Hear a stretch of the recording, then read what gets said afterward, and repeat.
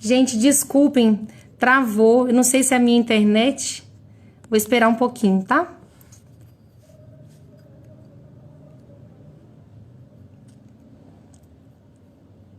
Vou esperar só um minutinho.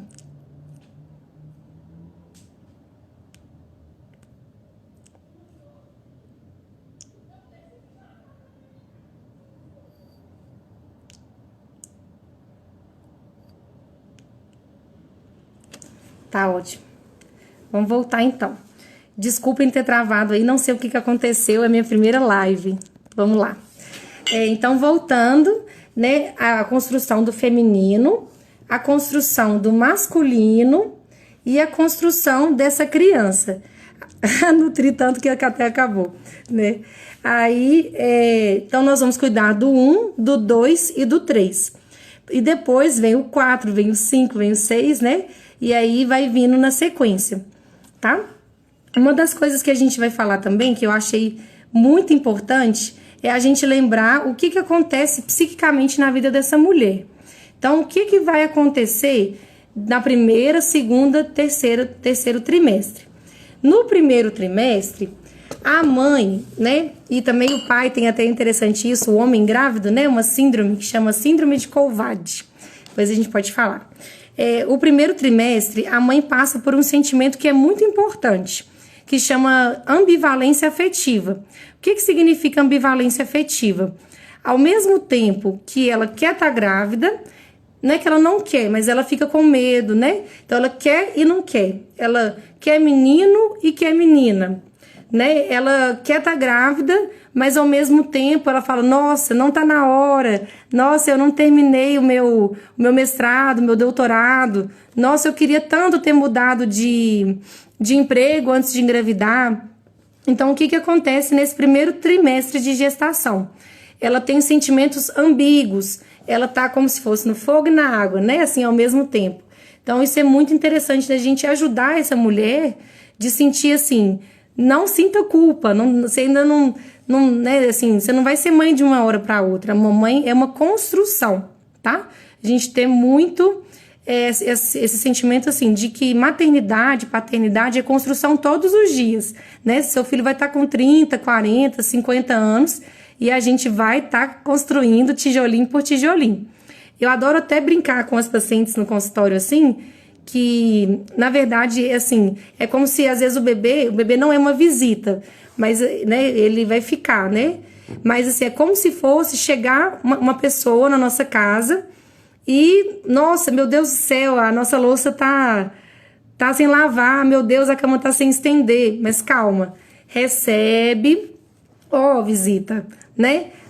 Você me ajuda aqui? Tô lavando a vasilha, você me espera, vou pôr um pão de queijo no forno, né? Então, tudo aquilo ali vai organizando para dar tudo certo, tá? Então, esse primeiro momento é um momento de adaptação, de ambivalência. Eu quero, mas ao mesmo tempo eu tenho medo, porque é uma boa notícia, né?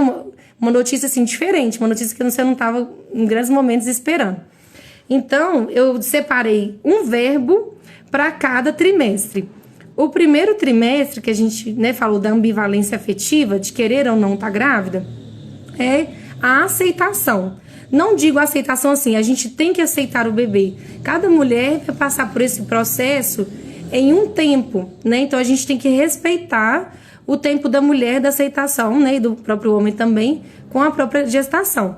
Mas o que eu quero dizer com aceitar é a gente aceitar as próprias sombras, né? Igual eu disse do baú, a gente preparar assim, nossa, agora eu vou olhar para tantas coisas, né? Por isso que tá um pouquinho difícil, eu tô olhando para o que eu quero fazer com a minha mãe, com o que minha mãe fez. Será, minha mãe me amamentou, mas será que eu vou querer amamentar também, né? Então a gente lembrar disso, que assim, são muitas riquezas, né, de papéis e de remodelagens também, né? Agora a mãe que era mãe vai ser vó. Então mas também é mãe, né? Então são muitas modelagens que são ali ao todo tempo revistas, né? No segundo trimestre, é um trimestre muito rico na vida da gestante, porque é um trimestre mais tranquilo que a gente fala, sabe? É um trimestre assim, que a gente não tá nem tão ansiosa, né, pelo início, a gente assim, né? Não tá no início a gente tá com dúvidas, né? Mas ao mesmo tempo, a gente já consegue ter mais percepção desse bebê. Como que a gente vai ter a percepção do bebê? Com os movimentos dele, com o batimento cardíaco nas consultas, com o ultrassom, né? Essa é uma das formas da gente perceber o bebê. E aí, essa questão da gente perceber o bebê físico, o bebê emocional também vai chegando nos nossos corações, tá? Então, é um grande momento também da mulher. Algumas mulheres passam por um processo que a gente fala de, assim, introspecção, sabe? A gente compara até um pouco com a caverna. Ela vai voltar para dentro dessa caverna, né? Então, por isso que é muito importante a gente olhar para as emoções e não negligenciar essas emoções, sabe? Porque se a gente fala assim, nossa, eu nem vou entrar nessa caverna, olha o tanto de riquezas que pode estar lá dentro, né?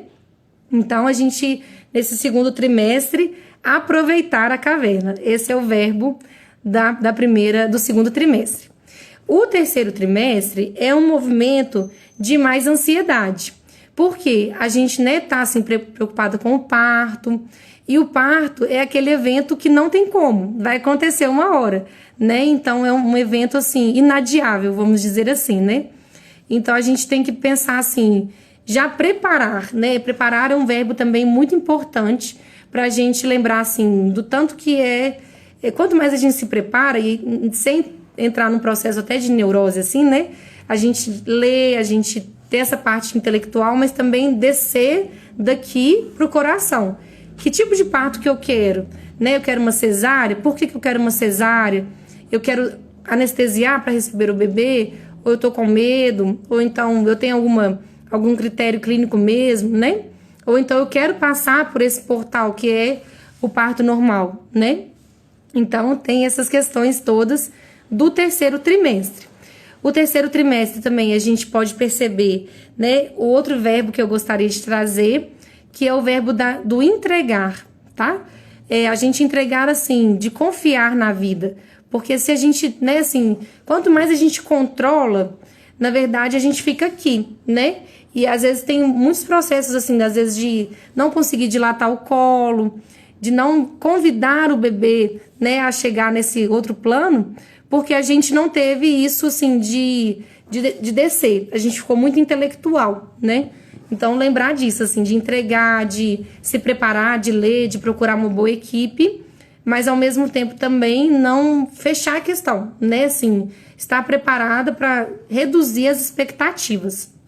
E quando a gente fala de expectativas, né, assim, a gente gesta expectativas também, né? Assim, é muito forte isso das expectativas.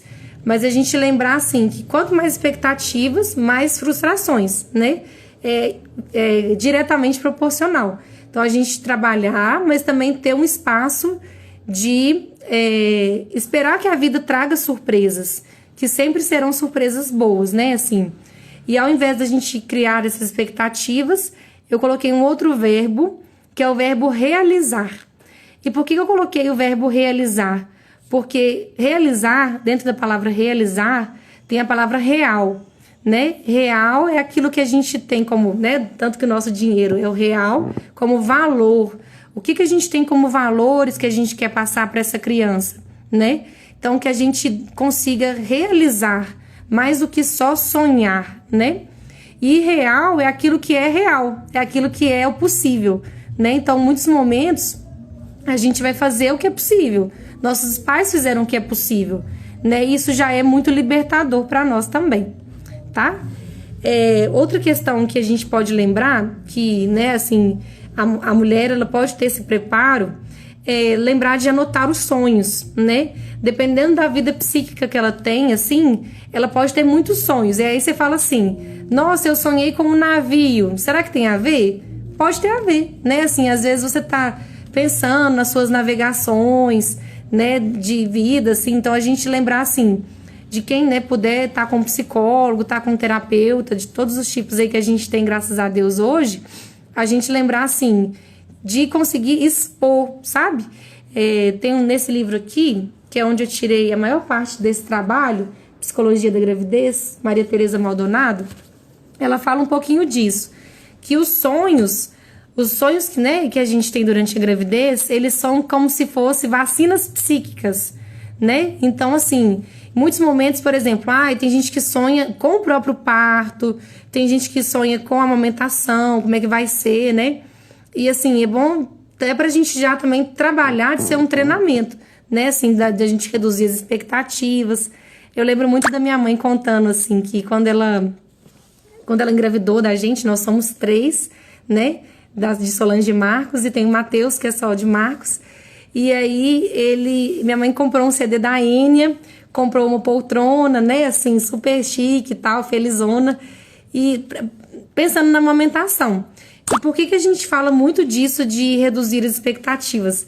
Né? Minha mãe, como marinheira de primeira viagem, pensou que ela conseguiria, né, amamentar ali na poltrona, com o CD da Enya e tal. E no final, assim, a gente tava, né, amamentando às vezes no aniversário, né, no meio de uma viagem, tudo, né, assim, às vezes de maneiras que ela não sonhou, mas foram as vezes que foram possíveis, né. Inclusive, às vezes, um filho de cada vez, porque nós somos 3 filhos, né, e 3 filhos em 3 anos, então, amamentando eu e minha irmã ao mesmo tempo, né, então foi tudo muito, muito corrido, né, então eu tô contando isso mais pra gente lembrar, assim, de reduzir sempre as expectativas. Quanto mais a gente reduz as expectativas, mais rico fica, tá? Outra questão que eu gostaria de tratar, né, de aceitar as próprias sombras, né, assim, essa questão da gente lembrar, assim, que quando a gente aceita a sombra, a gente, se a gente exclui a sombra, a gente tá vivendo só com 50% da gente. Então, a gente também tá empobrecido, né? A gente lembrar, assim, que aquilo ali faz parte de nós e tá trazendo uma mensagem muito grande para nós. Então, se a gente consegue escutar, né, dar espaço e não só excluir, não só dizer, não vou olhar para isso, a gente consegue ter um preparo muito maior também, de gestar a gente também, né? Que ali a gente está gestando outra Lívia, né? Outra, cada uma de nós, assim, né? Então, muito importante isso também, tá? Queria saber se alguém tem alguma dúvida por enquanto, que a gente pode ir tirando ao mesmo tempo. Não? Então tá. Outra questão que eu gostaria de trazer é um último verbo, que é o verbo confiar. Por que eu trouxe esse verbo? Dentro desse verbo, né, a gente tem o verbo, né, a palavra com, né, e o fiar. Então, gravidez, a gente... Nenhuma dúvida? Gravidez, a gente tem o com. Então, a gente precisa de sempre estar com alguém. E esse alguém pode ser comigo mesmo, esse alguém pode ser a minha família, pode ser o meu parceiro, pode ser os profissionais de saúde que estão aí para ajudar, né? Amigos. Então, todo mundo tá aí para ajudar, né? Todo mundo tá aí para formar essa rede de apoio. Essa é a parte mais importante do nosso enxoval, tá? Então, o com, lembrar da gente falar sobre, né, essa questão de estar com o outro e também a gente lembrar do fiar. E aqui a gente pode pensar nos vários fios que a vida tem, né, dos bordados, do enxoval. Por exemplo, nós temos o fiar, o fio da costura, né? Então, o tanto que essa criança vai costurar, né, às vezes alguns papéis. Eu lembro muito disso quando a minha irmã me mandou um vídeo sobre minha sobrinha brincando com a minha mãe.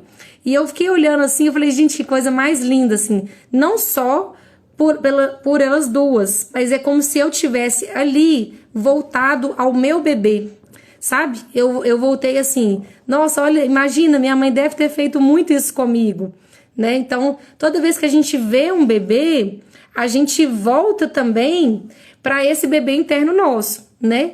Então, por isso que é o reviver, né, da nossa vida, assim, da nossa própria vida, tá?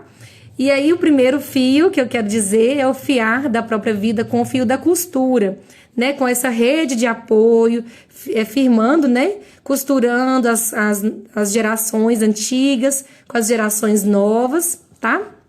O segundo fio que eu gostaria de tratar para nós é o fio do arame, por exemplo.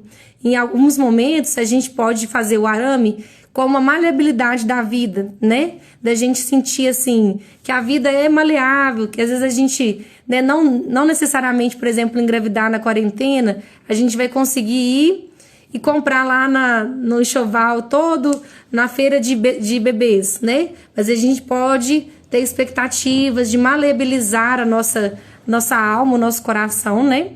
E aceitar, por exemplo, uma feira de gestantes online, né? Uma feira de gestantes pela internet. Então, a gente consegue ter essa adaptação. E a gente conseguir ter essa maleabilidade vai conseguir muito que a gente consiga depois, durante toda a nossa vida, né? Ter essa maleabilidade com a criança. Porque a criança vai trazer um tanto de demandas também, né? De riquezas, mas também de demandas, tá? E o último fio que eu gostaria de trazer é o fio do cordão umbilical, né? Que a gente corta no parto, né? Em alguns momentos é o pai, pode ser o profissional de saúde, né? Mas é um fio físico, mas a gente, né, pode até imaginar como se tivesse outros fios, né? Fios magnéticos, para quem acredita, né? Tem até um outro livro sobre isso, sobre o nascimento como experiência sensorial, ele fala disso. O tanto que a gente pode pensar que alguns cordões, eles nunca se cortam, né? Assim, muito pelo contrário, eles cada vez mais se apertam, né? Então, mais um confiar, né? Mais um fiar com, tá? Mais alguma dúvida que vocês estão tendo? Não? Pode seguir? Então, só para relembrar, porque cortou o vídeo, né? Primeiro trimestre, a gente tem a ambivalência afetiva. Segundo trimestre, a gente tem uma vida psíquica um pouco mais tranquila.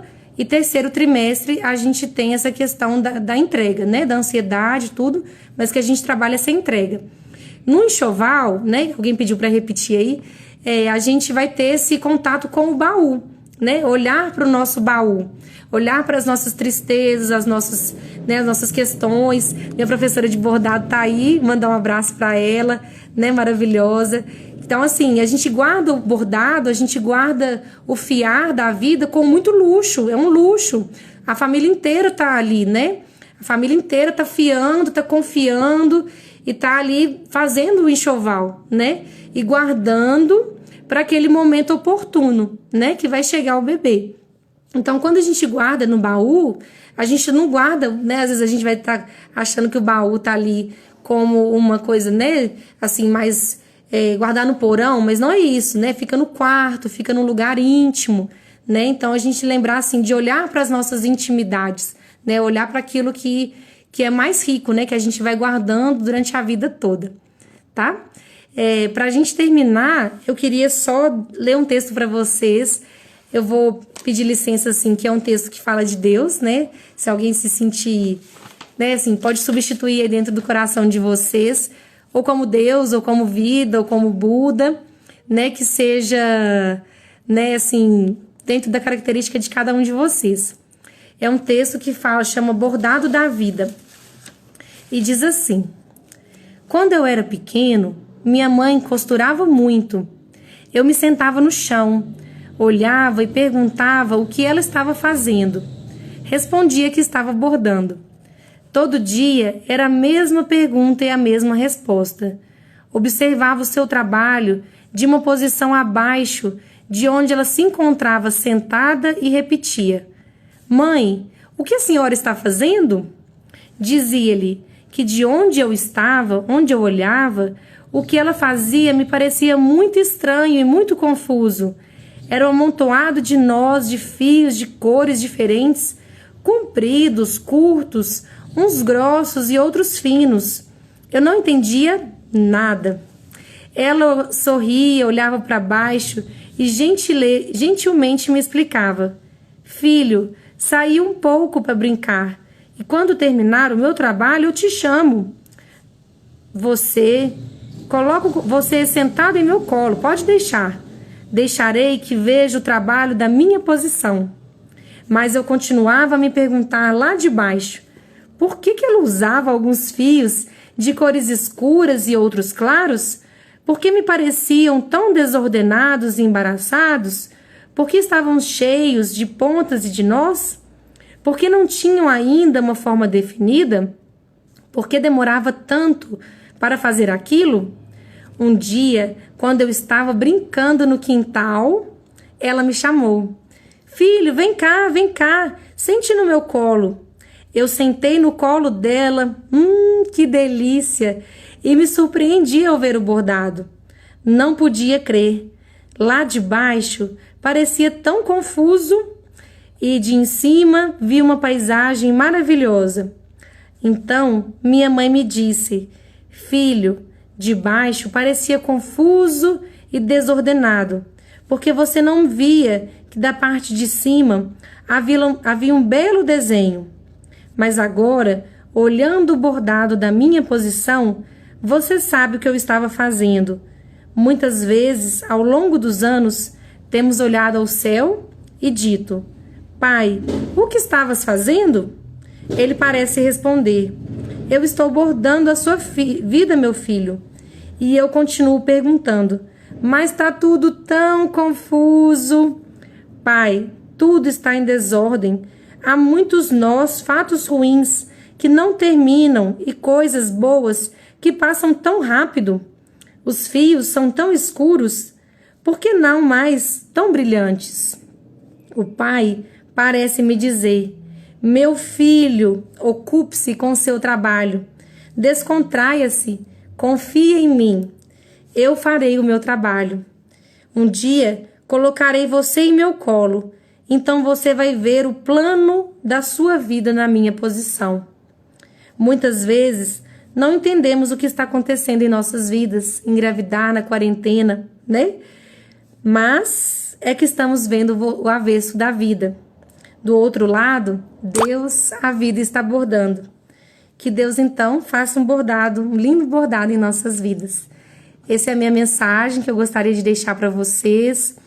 Que vocês se sintam muito amados, né? Que a gente consiga fazer esse confiar na vida, confiar nas nossas crianças, né?